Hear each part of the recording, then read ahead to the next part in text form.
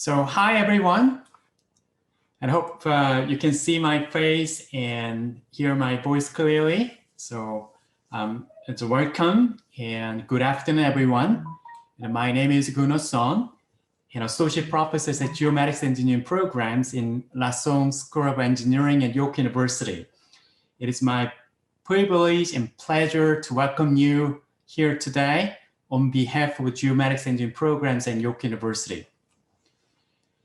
So before I'm going to introduce our guest speaker today, I'm going to give a briefly an introductions of our programs and GeoTalks.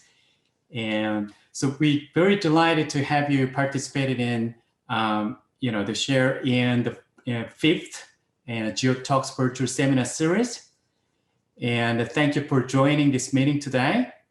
And so many people from remotely attended from different places to seminar series, and especially during this very challenging pandemic period, and it means a lot to us. And Geomatics Engineering Program at York University was founded 20 years ago, and we will have 20th birthday this year.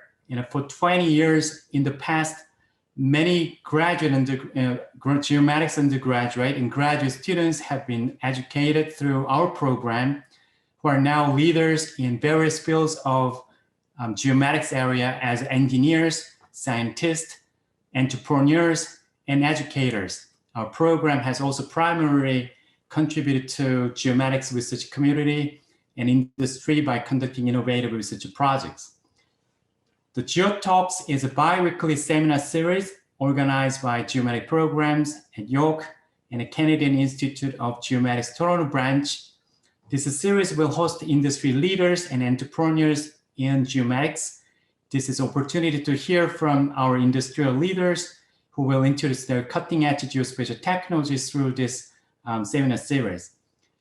So we're very honored to have Joel Cumming with us today. Joel is Skywatch and CTO and Chief Technology Officer. His team focuses on making Earth observation data open and accessible for everyone. Previously, as head of data at Kick Interactive, Joel directed data engineering and data sciences at a petabyte scale. Prior to that, Joel managed analytics and big data team at BlackBerry, and helping the company grow from 3 million to 80 million subscribers. Joel holds several data-related patents on location AI and contextual analytics. Outside works, and Joel is active members of local community as a coach in minor baseball and hockey. So in his talk title, No Human in the Loop, and how machine-to-machine processing is revolutionizing remote sensing geomatics. It's a very exciting title. And Joel will share his visions and experiences at Skywatch, and prepare yourself to be challenged and excited and inspired. Joel, and can you load your presentation material? And I can. Thanks for that. Thanks for that great introduction. I'll just go ahead and share my screen here, and we'll get going. Okay. Great. Well, yeah, thanks again for having me. Really appreciate it, and looking forward to some good questions and conversation with this presentation.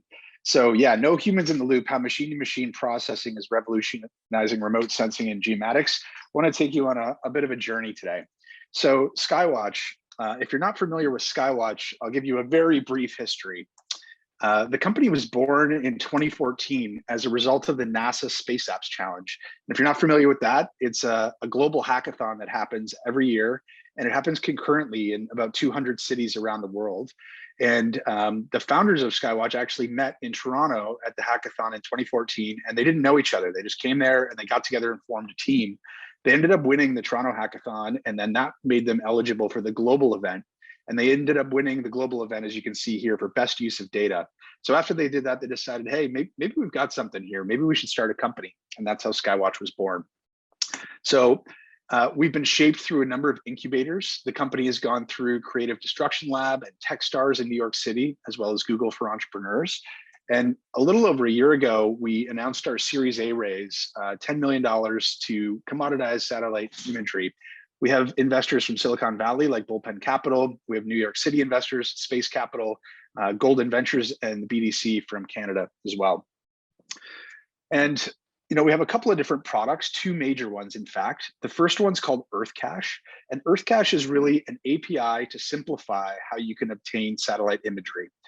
It was launched in 2017. It aggregates the world's satellite data, and it normalizes that data into a format that's easy to consume. Our other product is called TerraStream. This one's focused on operator. What we realized was a lot of satellite companies, they get venture capital funding, they're getting up into space, and then they're like, oh no, I've got to figure out how I'm going to sell this data. So we've created essentially Shopify for satellite imagery as well. And this was launched about this time last year. It's really a data management platform for satellite operators, and it abstracts the heavy lifting of the storage and data processing that goes along with satellite operations. However, here we're in a geomatics talk, right? And I want to be the first to say I am definitely not an expert in geomatics, although we do have experts in geomatics on our team at Skywatch. And it's a really interesting field, and one that is going to change a lot, and I'm sure has changed a lot over the past few years. Right. Geospatial analytics. Now, we've seen a massive number of increase in the number of geospatial analytics applications. And, those applications are really what Earth Cache, our product, can fuel with its API. And, this is specifically leveraging Earth observation. Now, there's tons and tons of use cases, many of which you're probably familiar with, but we seem like there's always growing new use cases that we hear about every day. But the basic ones you're probably familiar with. We've got things like precision agriculture and how to measure the reflectance of chlorophyll from satellite imagery. We've got forestry monitoring, and this is an example of a tree farm and the prediction of which trees are ready to be harvested and which aren't. Smart cities have a number of different potential use cases. They could be from building construction or adherence to different bylaws, or a number of other things.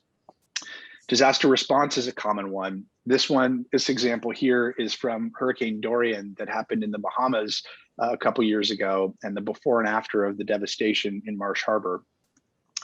Flood mapping and prediction, being able to see what the prediction is for areas that will flood and then what does happen is hugely valuable for insurance companies.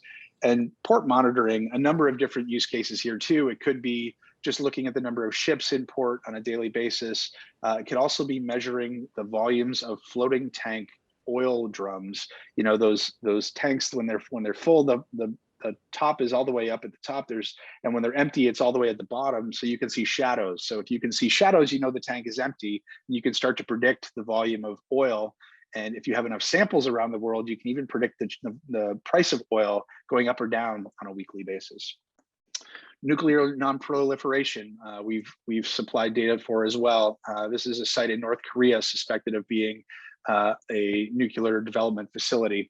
And so, we're able to help bring this data to folks as well, but many, many more. Much of this movement in geospatial analytics is driven by this groundswell in machine learning and artificial intelligence.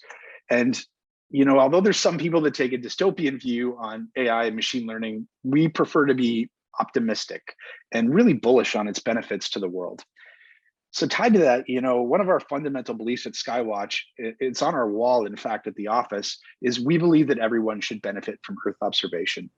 But a question you might ask is, why isn't everyone benefiting already? We were talking just before the presentation started about how many years satellites have been in space and how long this data has been available. Well, why haven't we unlocked this yet for everyone's benefit?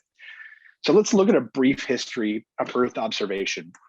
To go back to the first satellites, it was launched in 1957 by the Soviet Union, Sputnik, and it really triggered the space race. And by the end of the 1960s, 8 different countries had satellites in orbit, and countless discoveries had already been made.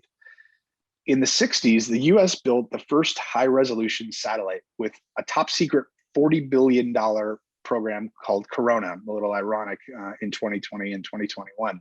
But film was ejected into space. So after it captured images, it ejected it into space, parachuted it down to Earth, and there's actually the Air Force intercepted those parachutes before they hit the ground to get that imagery. In the 70s, the US Geological Survey launched Landsat, which was a satellite to gather facts about the natural resources of the planet. And it was open data. And initially for $200, anyone could obtain an image, but you had to get them on 9-track tapes, 4 9-track tapes for one image.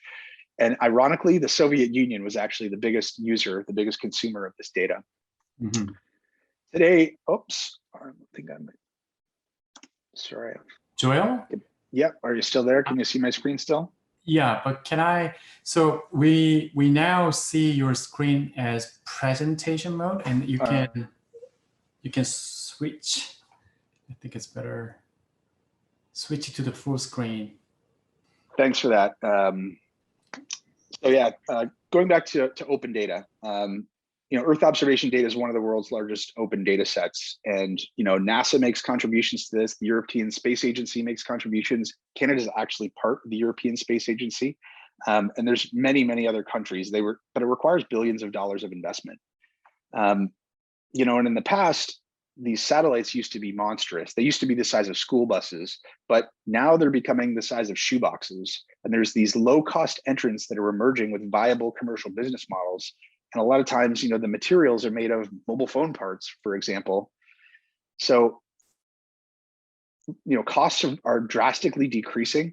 We're seeing that across the board, and data storage costs have dropped to a massive degree. In 1990, to store 1 gigabyte of imagery or 1 gigabyte of data, it cost $10,000 per year. Now it costs two cents per year. And you can actually own your own satellite, and many of you may be familiar with this, but this one you can order online. It's about $8,000. That includes launch costs. And in low Earth orbit, you can use an amateur handheld radio unit, and you can facilitate two-way communication with it. So sounds pretty good, right? But there's one problem with it, and that's the data distribution is hard. So maybe we'll go a brief history of EO data delivery. In the 70s, we talked about 9-track tapes. Even before that, punch cards were delivered by truck.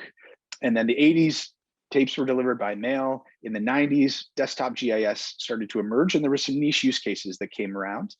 And in the 2000s, there was already 50 Earth observation satellites in orbit, and we're starting to see those drops in costs, but everything was still slow and it was challenging. Those images were really large. In 2010s, the dawn of cloud computing, we started to see acceleration of venture capital funding in commercial Earth observation.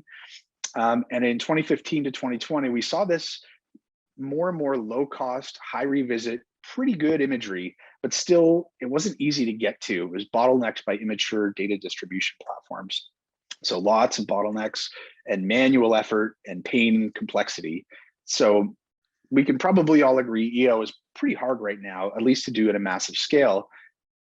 But now what about machine learning and AI? And we've all heard that they're magic and maybe even unicorn in some cases. So can they help us? Well, first of all, let's talk about what they are. These words are used a lot. What is artificial intelligence and machine learning? Well, credited as one of the pioneers of machine learning, Canadian psychologist Donald O. Hebb published Organization of Behavior in 1949. His postulate is often regarded as the basis of what we know today as unsupervised learning. It can be summarized by neurons that fire together, wire together. In 1952, Arthur Samuel, he coined the term machine learning for the first time. So many years ago, he created a program that could play and improve at playing checkers. And he called it rote learning. And his program recorded and remembered all positions it had previously seen and combined this with the values of a reward function. In 1957, Frank Rosenblatt, he created the Mark I perceptron. This was the world's first image recognition system. And it was described as the first successful neurocomputer. But there's a lot of hype and expectations around it, and it really didn't perform that well. It didn't perform image recognition very well at all. 1967, nearest neighbors algorithm was developed, and that is used to solve both classification as well as regression problems. In the 70s, feed forward and back propagation was developed, allowing models to react to the mistakes. And in the 80s, the focus seemed to shift to logic and rules-based approaches, and there really wasn't as much AI and machine learning advancement as there was prior. But in the 90s, boosting was developed, and it was reducing the bias and allowing a set of weak learners to create a single strong learner. There's a major development in machine learning. In 1997, efficient deep learning speech recognition was developed. And currently, much of speech recognition training is done by a deep learning technique called long short-term memory, which is a neural network model described by taking tasks that require memory of events that took place thousands of discrete steps earlier, and that's really important for speech. In 2006, facial recognition algorithms became 10 times more accurate than only 4 years prior, and they were 100 times more accurate than 11 years prior. In 2012, Google developed machine learning algorithms that could browse videos and find cats. And in 2014, Facebook developed DeepFace, which identified faces at near human accuracy. And it could classify at a rate of 97.25% accurate, which is very close to humans, which are 97.5% accurate on average. I know I'm worse than that personally. But AI and machine learning in 2021, we have self-driving cars, we have intelligent assistants, including natural language processing with home automation, Internet of Things. We have personalization, which is all pretty exciting, but these advancements have taken years. They've come with massive investments in AI and massive amounts of training data. If you think about it, Tesla has over 500,000 vehicles on the road collecting data. That's 8.7 billion driving kilometers per year. And Google's processing over 40,000 searches per second. Amazon's selling $283,000 per minute. So what about the rest of us? McKinsey & Company developed a comprehensive report at the end of last year called The State of AI in 2020. And the report says that 50% of companies have adopted AI in at least one business function, but only 22% are seeing benefits to the bottom line. Now, this isn't really surprising. Achieving impact at scale is still elusive for many companies, not only because of the technical challenges, but also because of the organizational changes required. So this is from McKinsey in that report. So where does AI and Earth observation actually fit in? Well, some other current major use cases we've talked about, defense and public authorities, they account for 49% of the Earth observation market. That's a $3.3 billion Earth observation market. And that's according to Northern Sky Research. Agriculture, forestry, fisheries, and water management, that makes up 12% of the market. Services like insurance and finance and real estate and retail, they make up 10% of the market. That would include things like car counting and the fancy stuff that you may read about that hedge funds are doing. But we know the data distribution is hard. So why is it still so hard? Why does EO data distribution continue to be so challenging? Well, if we go back to that old way of delivering satellite data and your company thinking about it, what even have people done recently? Well, they've built large data centers with massive tape storage units. They try and maintain this balance of cost and availability. They're dealing with slow and manual human-based image processing. And people are living with data being ordered and delivered days or weeks apart. So maybe diving into some real world examples here. If we look at a commercial satellite operator, a commercial incumbent, typically they have a very complex pricing grid. These are real examples. There's different prices if you're looking for imagery that's very recent, like within the last 90 days, or older than that. Or if you're looking to get an image in the future to order what's called tasking, there's different prices if you want that within the next week or the next month or further out from that. There's also human-based manual image processing using desktop software. And this isn't doing geomatics and geospatial analytics. This is just getting the data prepared so it can be used that way. And it's normally, an image is ordered and humans are touching it up to make it look good before it's delivered. There's also, delivery on FTP is the standard in the industry. So very hard if you're trying to build an application to integrate with an FTP server and process that data. There's also really large product sizes. There's really no industry standard format. If you ever want to start a holy war, you can go into a GIS conference and talk about your favorite format. And lots of people have very strong opinions on that thing. There's also varying degrees of product accuracy. So some geocoding is really good, some isn't. Some products offer cloud masks and some don't. Often band order, the different spectral bands in a product are not often in the same order. So there's no standardization there. And, you think a lot of times data from NASA or the Canadian Space Agency would be better, but it's really not any easier for them. We spoke to some folks who use the data from the RadarSat constellation, which is the constellation that went up into space recently with the Canadian Space Agency. And this was their process. They had one human in the middle of their organization who basically coordinated all the orders that they needed. So everything would come in, he would deconflict orders manually, and then he would place those orders with the Canadian Space Agency, but all of that data came back as one data set. And so he'd have to manually sort it and try and figure out who ordered what. And the products that he ordered actually came in different modes. So the RCM constellation is a SAR satellite, and there's a number of different options for how you can configure the modes of collection. They all have different incidence angles when the data comes back. And so what that required was just a ton of pre-processing just to make that data available for use. Tons of manual effort, as you can tell, and a really high cost that always comes with manual effort, and frustration because this takes a long time and it should be easier. So you think about machine learning and artificial intelligence, we know that massive amounts of data are required for this game-changing, technology to emerge.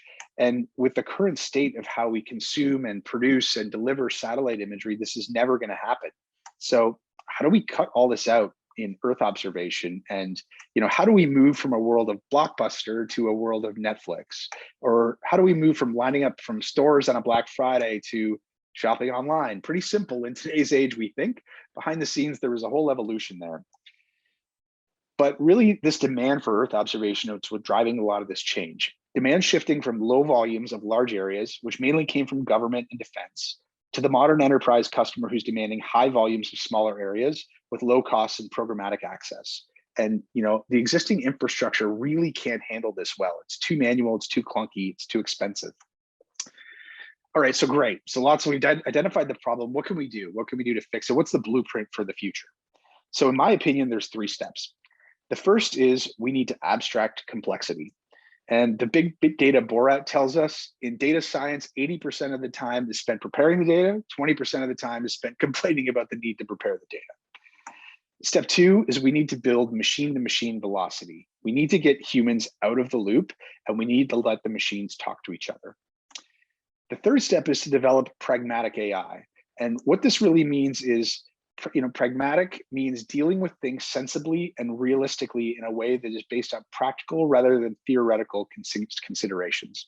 And this is something that, with machine learning, often we have these lofty goals, or we think computers are going to take over humans and the world.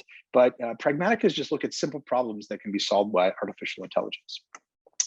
So let's go into each of these. Step 1, abstracting complexity. So some organizations, and especially in Earth observation, they've spent tens of millions of dollars on these platforms that really deliver very little intrinsic value. They're the cost of doing business. They're not something that's core to their company. But we also know that organizations who abstract all of this undifferentiated activity are the ones who will ultimately win. So let's talk about the way of building software before, the old way. The way you used to do it was you have a problem to solve, you hire a talented and expensive team. That team works through a set of requirements. Those requirements inevitably change over the course of the project, but you're trying to execute that project plan. You're encountering obstacles, and you end up, the project is never finished on time, it's over budget, and you've just spent a lot of money and you didn't actually get the thing that you were hoping for. But the new way of building software is you find a product that does what you want as a cloud service, and you turn it on today, and you pay a fraction of what you would to build it yourself. And then you take all that capital you would have spent on building the software and you focus it on your product. The second step, building that machine-to-machine velocity. So what we need to enable is a real-time view of global demand. The way you increase supply is the increase in demand. Building that real-time view means satellite operators can decide on what they're going to build as the next project, how they're going to build new satellites to fulfill this demand. We need to have a really robust and highly available data catalog that shows everything that's available across all different providers. We need to build the ability to automate ordering and processing and delivery to a customer through an API. And then for the providers, that the biggest expense that they encounter typically is the cost of storing all this data. They're typically downlinking 25 terabytes a day. So you can imagine how quickly that adds up. But if we can cost optimize that, but keep low latency, that's a big win. That's gonna drive a lot of this automation. We also need to optimize collections and predict demand. So we'll talk about that a little bit more later, but in terms of how we group orders together in ways that make sense, how you look at weather and combined with different orders and different request dates, those things are really important to optimize. The third step is really developing pragmatic AI. And if you haven't read Prediction Machines, I'd recommend it. It's written by some great Canadian authors. And the book teaches us that each prediction requires input and judgment and results in an action. And outcomes get better with feedback and training. So if you think about your bottlenecks in terms of predictions, it kind of can change things for you. So one that the book references is a doctor's waiting room. It's actually a result of a poor prediction.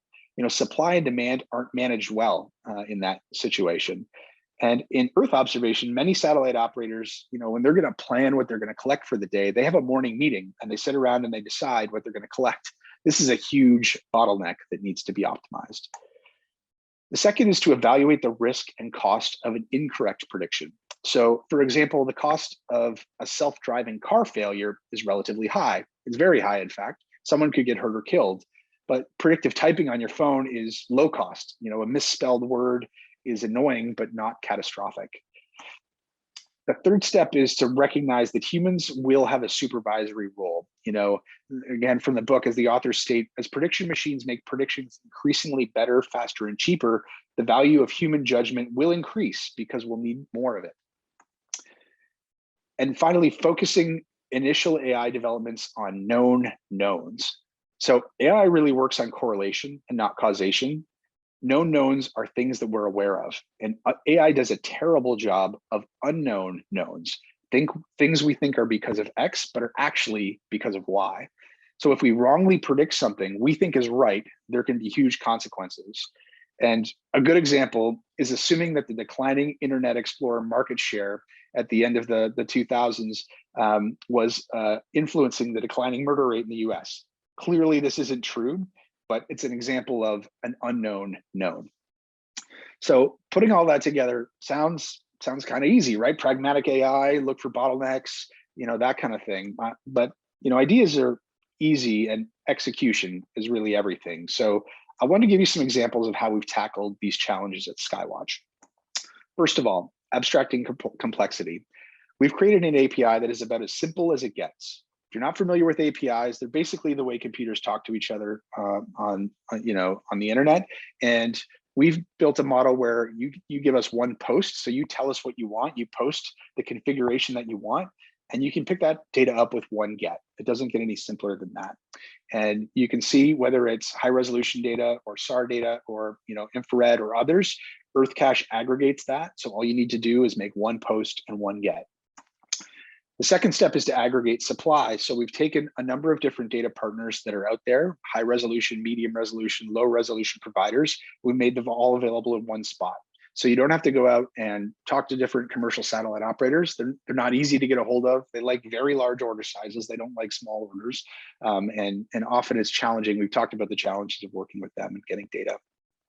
We've simplified pricing. So we talked about this before. Here's another example of an actual price list across a number of different providers and how different it can be. That can't happen if we're going to get to machine-machine velocity. We've simplified pricing so that as you create your pipeline, and this is a screenshot from our front end on our Earth Cache platform, as you're creating a pipeline, you're requesting data, your costs up front. It's dead simple to see how much it's going to be, and they're the lowest in the world. That second step we talked about building machine-to-machine velocity. Really, it's about automating processing as much as possible with zero humans in the loop. And to do that, we've built serverless microservices. So microservices, if you're not familiar with them, are a way to basically boil down logic in an application to a function. And so all it requires is input parameters, and it has a contractual obligation to respond with an output. So if you connect enough microservices together, you have a lot of processing flexibility. It also allows you to move really quickly and how you can deploy changes. And serverless is kind of a new paradigm in cloud computing. Behind the scenes, the cloud providers are actually running servers, but for us, they've abstracted complexity. A lot of the same thing we're trying to do to Earth observation customers. And with serverless, we're able to grow to the scale of Amazon or Microsoft or Google scale because we can use these functions on a massive volume. And for us, we're using Amazon Web Services and a number of their different components. We take a big data strategy as well. So historically, a big data strategy means, okay, if you've got a ton of data to process, break it up into smaller pieces, divide and conquer, and then that's a way that you can do things in parallel and get your results a lot faster. And that third step of developing pragmatic AI, we're fortunate enough that we've worked with the Canadian Space Agency on a number of initiatives. Recently one on the Innovative Solutions Canada program called Artificial Intelligence and Big Data Analytics for Advanced Autonomous Space Systems. And that includes things like mission filtering, looking at the satellites that are in space, which ones could be the best to capture, and so predicting the best satellite for capture, looking at things like, you know, when they're orbiting, their path, their revisit rate, the angle of which they're going to capture, predicting the cloud cover based on weather patterns. Also predicting the probability of passive collection. So some satellites are always collecting. So if we can get an image by satellites that are always collecting, we don't need to place a more expensive order for a future collection.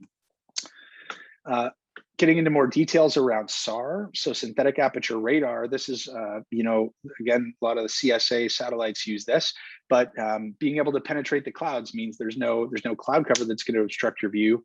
But sometimes when two SAR satellites are imaging the same area, the radar that they're sending down to the Earth is reflecting back and interfering with each other. So we can start to predict some of those radio frequency interference and mode conflicts as well.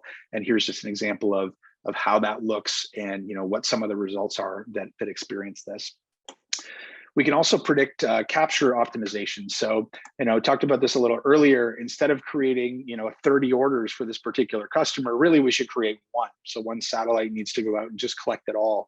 There might even be multiple customers in this area, but being able to optimize and predict those things is really valuable for improving this velocity as well.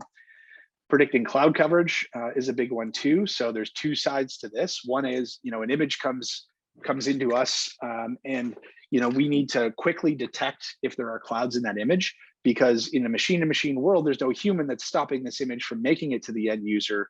That, you know, it won't be a useful image to them. So we need to be able to predict that very quickly. The second is using weather models and, you know, other APIs out there to help with weather modeling for future orders. Predicting image quality is another big component. And, you know, in this case, we leverage convolutional neural networks that can prevent low quality images from reaching customers. And that's really important in a high velocity machine-to-machine environment. So all of this really is pragmatic AI. You know, we don't do anything fancy after we present our data to the customer, but behind the scenes, there's a ton of pragmatic AI that's going on that's embedded within our systems. So if you're not familiar, this is Gartner's famous hype cycle. And in 2020, both machine learning and computer vision were plotted as coming down the peak of inflated expectations and into the trough of disillusionment. And so this is, you know, this model tells you that, you know, everything gets really hyped at the beginning, then it sort of comes back down to the earth when we realize it's not as great as we thought it would be. But then later, that's when you start to get into this plateau of productivity. So everything is sort of coming down the hype cycle of machine learning and computer vision. But, you know, in 2019, low Earth orbit satellite systems were climbing the peak. They were almost at the top. So, you know, the emerging technologies hype cycle, Gartner doesn't keep the same things on there year over year, but if you can sort of fast forward about a year and a half from when this one came out, you can imagine that that's moving down that peak of inflation. It's moving down toward that trough of disillusionment. So, you know, all of these technologies are moving through the hype cycle, but they're beginning to find some practical mainstream traction. So going back to that McKinsey study about AI in 2020, you know, higher performers, organizations that are higher performers, they develop or heavily customize their AI capabilities in-house. Many executives now realize that AI solutions typically need to be developed or adapted in close collaboration with business users to address and enable adoption, scale, and real value creation. So again, this is pragmatic. It's saying it's the little things that deliver value are much more important than these lofty, you know, grandiose, take over the world of artificial intelligence ideas. So let's abstract complexity. Let's drive towards machine-to-machine velocity. You know, we can get through this trough of disillusionment. It's really up to us. You know, pragmatic AI is the path forward, and Earth observation will make our world a better place. I'm sure of it. The future is bright. So what will you build when you can see everything on Earth every day? Thank you for your participation and your time. And I think we'll open it up to some questions. Thank you, Joel. It's an exciting presentation. Thank you so much. Right. So, so what I'm going to do is, I'm going to collect the questions from the audience and through the chat box. So, if you have any questions to Joel, and please write your questions in a chat box, and I'm going to deliver your questions on behalf of you to Joel. Okay. Right. So, yeah. So I'm very exciting, Joel. And so what is sort of, I'm trying to understand the sort of landscape of Earth observation community. So how many remote sensing satellite and we can actually access now and today? So Yeah, I don't have that exact number. Certainly, there's a number of open data sets that are available from, for example, from NASA and from the European Space Agency that are probably the most accessible ones. So Landsat 8, Sentinel-1, Sentinel-2 are available on our platform, and they're probably the most widely accessed by around the world. There are a number of commercial providers, and again, your access to their data really depends on how much you're going to commit to buying from them. So that's where we kind of come in. We can give access to people who maybe they only want to spend a few dollars to experiment with something before they get going. But there's dozens right now of suppliers of commercial data, but there will be hundreds in the next 10 years. So the number of satellites that are launching is really going to explode over the next little while. I see. So what is like the highest level of ground sampling distance? Is simply the resolutions, right? So how much is available? 30 centimeters is typically the best that's available in the market right now. So that if you're not familiar with it, it's measured in the distance on the ground as 1 pixel represents. So 1 pixel representing 30 centimeters, you can clearly make out cars. A lot of the imagery on Google Maps or Google Earth is actually not satellite imagery. Even though it's called satellite view, it's actually aerial imagery. So sometimes when you see that data, it's actually 10 centimeter data, or sometimes even better, like 8 centimeter data.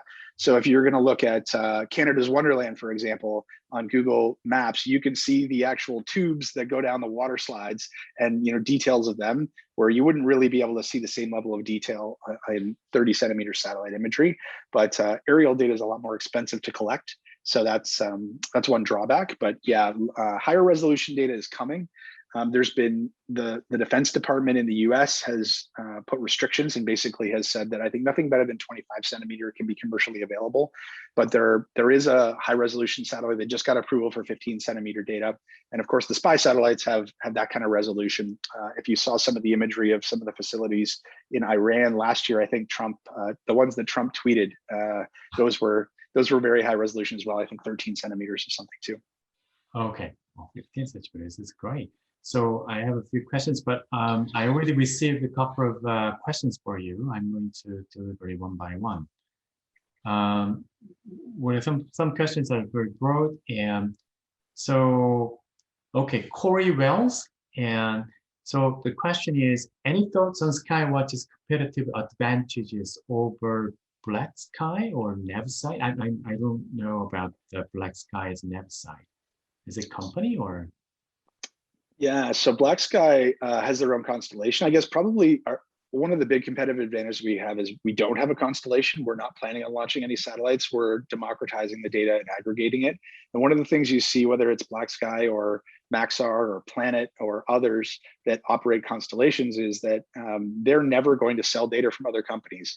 They're never going to be an aggregator of supply, right? So that's a distinct advantage where also we see some of those companies going, like Planet, for example. They're building some pretty sophisticated analytics in their platform as well. But what we see from the market is people want to build that themselves. They want to get the data in a format that they can easily ingest into their models. They don't want to be locked into a supplier where they can only get data from that supplier, and that's how their business is dependent. So I'd say that's a big thing for us. We've intentionally built our platform such that we get the data to you as quickly as possible in a format that does, we do all of the heavy lifting, 80% of the data preparation, and then you can just feed that into your model really quickly and get your results. I see. Okay, so there's several more questions. One question is from Bara Yek. Thanks for your presentations. You talk about SAR data, RCM satellite. I wonder for what kind of application you're using this data at your company? Yeah, so we have customers that, for SAR, there's a number of different use cases. The kind of the predominant one right now is defense. It's like maritime monitoring, ship detection, looking off for illegal fishing, that kind of thing. A lot of times combining it with AIS, so that's the beacon that's transmitting the ship's location. So combining those two things can do a lot of interesting things. If you see a ship's not transmitting through AIS, but you've detected it, then it's probably not a legal ship. You're supposed to be transmitting at all times. So that's one use case. Agriculture has one with soil moisture monitoring.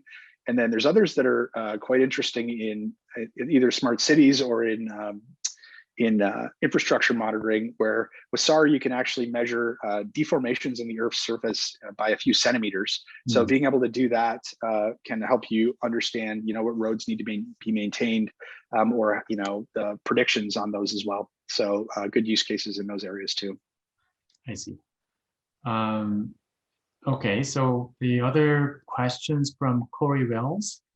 And will LiDAR and land sensors based sensor data will those other heterogeneous sensors be integrated in your AI platform for autonomous level 4? Corey, it sounds like a great project for you to build. So we don't have any AI in our platform, but yeah, certainly what we see our customers do is mix this data with lots of others. So, in agriculture, for example, satellite imagery is just one piece of it. Farmers can look at those NDVI images and determine where they need to fertilize more, but generally they have lots of ground truth data coming too, right? IoT that's feeding into it. So we see a lot of opportunities, and that's where our customer base is in a lot of these cases is satellite imagery. They're just not reselling what we provide them. They're enriching that with other data from different data sets. So yeah, tons of opportunity, with LiDAR, and certainly a lot of that with autonomous driving is, where that's heavily used, but keeping maps up to date and that kind of thing, there's use cases of mixing all this data as well. I see. I have a questions about, I'm trying to understand how you cooperate your services with space agencies. For example, okay, so let's say I want to get those imagery, right, over certain territory. Then you actually requesting, space agency, let's say European space agencies, for using the powers, or they actually accepting, your demands for planning their missions, and then they take a photographs for you, or they actually machinery sort of scanning, and then you access those data set. Yeah, so for just an example you brought up, so European Space Agency, they're always collecting. So they have the Sentinel-1 platform is a SAR-based platform. It's always collecting. The Sentinel-2 platform is multispectral optical, and it's always collecting as well. Same with Landsat 8. So they have very predictable revisits. So people have built businesses off of that, because with those predictable revisits, they can look at things like crop monitoring, crop growth. They can look at change detection. Actually, we have a customer who they monitor oil and gas pipelines, and they look for change along, maybe like a 2,000 kilometer pipeline. And so when they detect change with open data, they can't tell what it is because it's SAR data and it's lower resolution. They know something's different than the last pass. So then they request from us a high resolution optical image. And then from there, they can determine, oh, hey, a bulldozer is getting pretty close to this pipeline. We maybe should send somebody out and tell them to back off. But in those cases, they're leveraging the open data that's on a regular revisit or regular collection cadence.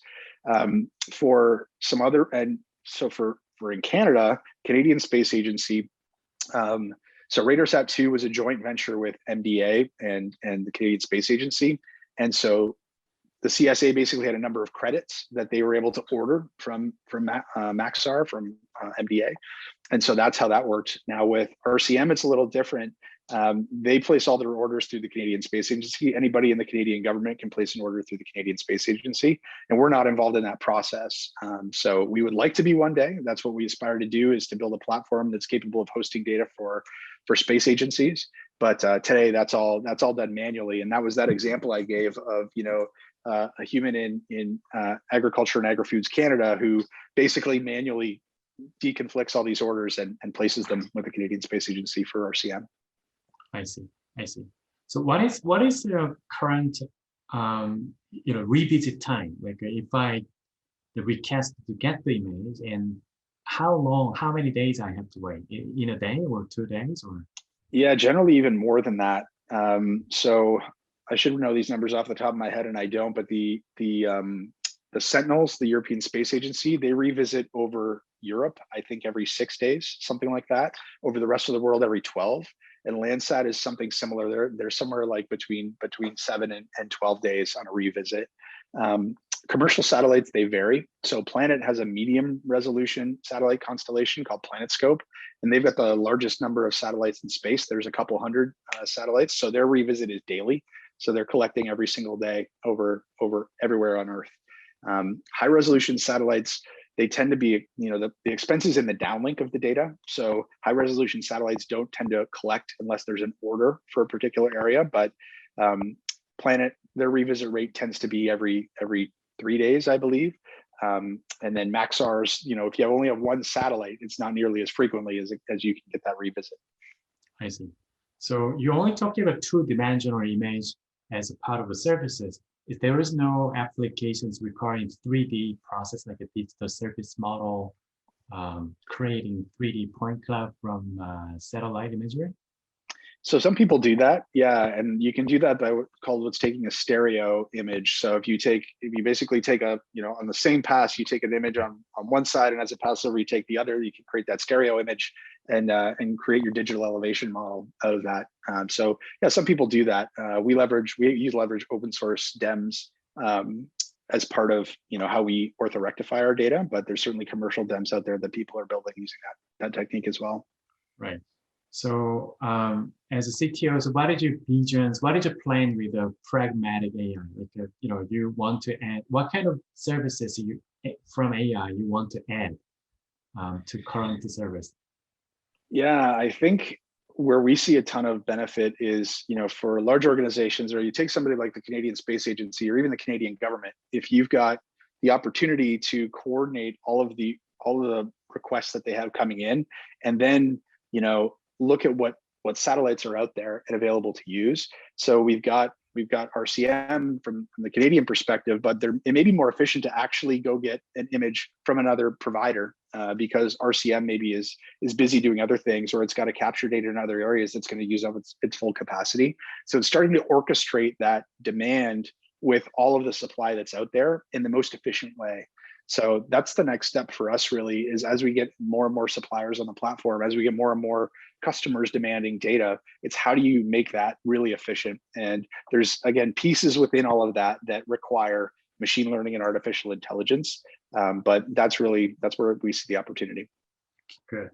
I have questions from Ali Hassan, and thank you for your presentation. Seems like remote sensing can benefit greatly from what you are doing at Skywatch. Any specific plan particularly targeting remote sensing using machine learning and AI? I think you already mentioned about.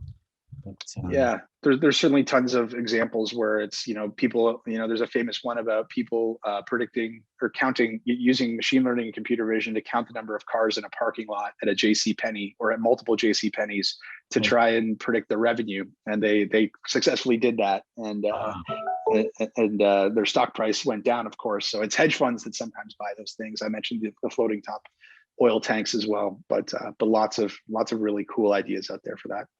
I see. Right. So, the people keep asking about the AI. A couple of questions you already mentioned. So the sensor becomes more integratable with a satellite. So opening up the wider range of application, I believe, right? Okay. So, any other questions from audience to Joel? So the little bit of history about your companies, when this company was created?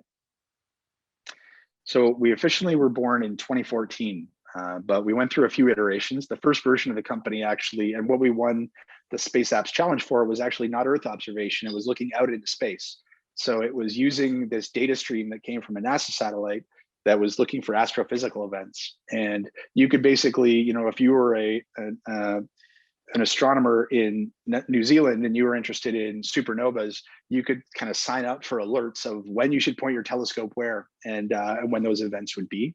So that was how it started. That product actually still exists. It's called Supernova, and it's still in operation today. But what we found out was there wasn't a huge market amongst researchers for for this. So certainly researchers loved it, but it wasn't a growing, expandable market that venture capitalists were interested in. So we took that knowledge of kind of data engineering and applied it to Earth observation. We looked down instead of out, and so that's where we came from. We closed our first round of funding in 2017, so we were scraping by for a few years before that. Yeah, great story. So I think one last question is from Sagar Stonons.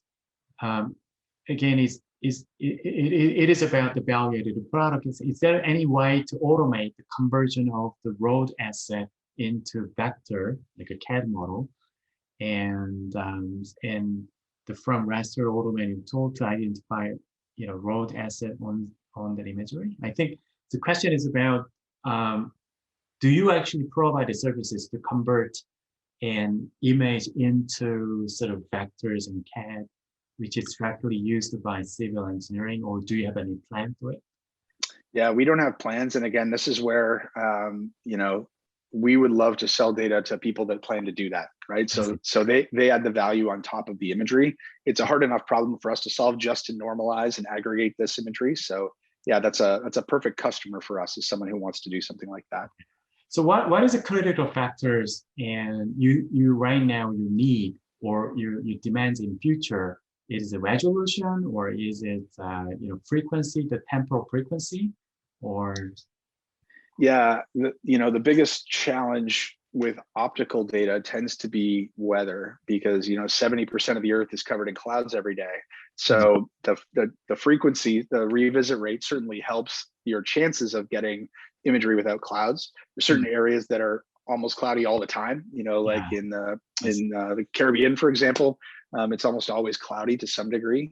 So that can be challenging, but resolution is a big one, and cost is the other. And a lot of the machine-to-machine advancements will reduce the costs quite significantly. You won't have these large sales teams and manual processes. So those are all the things that we see happening. Is satellite imagery will be commoditized. The cost will come down. There'll be a lot of satellites in space, and it'll be super easy for everyone to use. I see. Okay, well, right.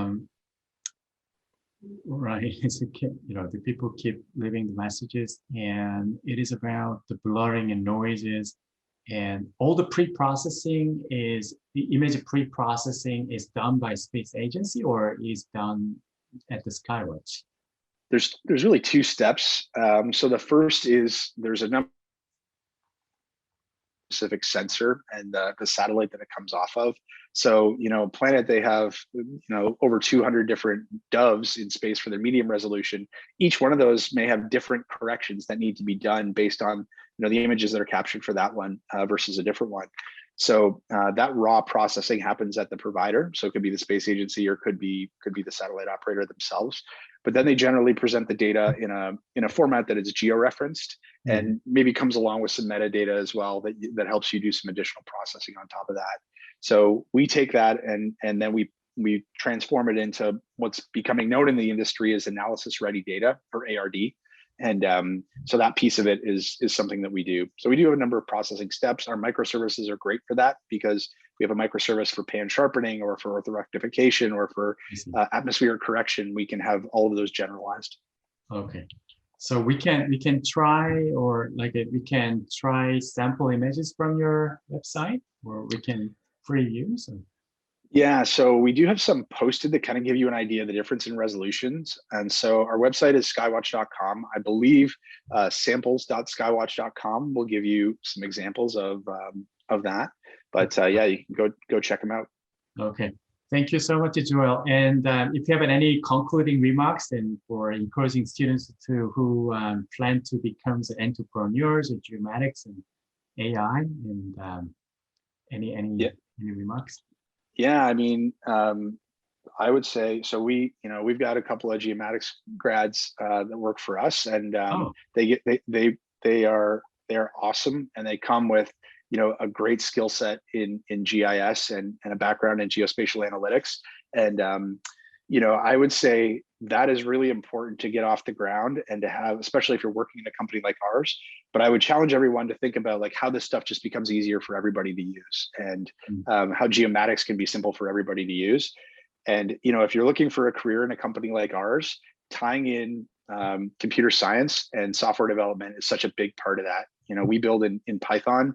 We also use Java and Node.js, but Python is really the most important. And it's not just being able to write scripts in Python; it's being able to have build software, which is different. So yeah, if you're interested in a career like that, I think there's going to be a ton in machine automation of geospatial analytics. There's going to be a ton. So being able to build software, combining that with your geomatics background is going to be really valuable in the future. Thank you so much, Joel, and for your time, and also thanks for the audience who attend Joel's presentation today. So 2 weeks after, we have a guest speaker from Talent and Optech, Karis, and talking about the ocean mapping using the sonar sensors. Thanks, Joel, again. So all right, thank you, my pleasure. Thanks for having me. Okay, thanks everyone. Bye.